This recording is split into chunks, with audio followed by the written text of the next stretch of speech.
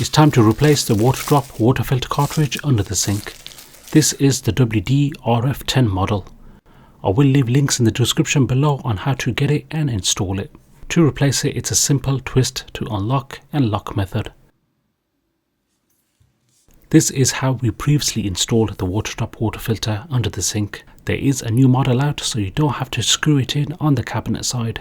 It simply stands up. Right, to replace it, firstly turn off your water main supply. Open the cold water tap to release any high flowing pressure. Then close the tap. Gently unlock, turning it clockwise.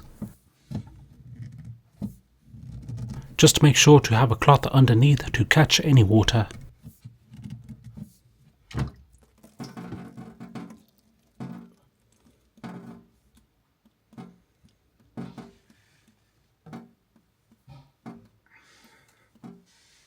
Insert the new one.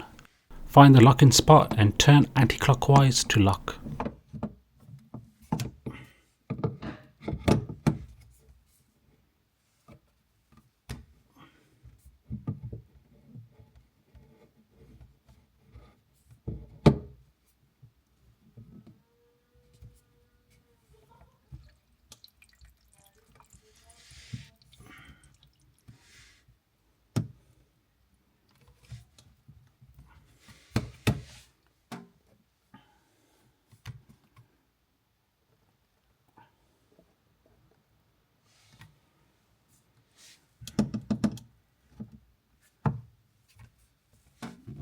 Turn back on the water main supply.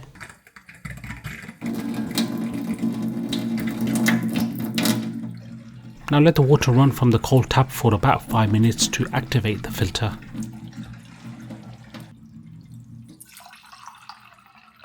Now your filtered tap water is ready to drink.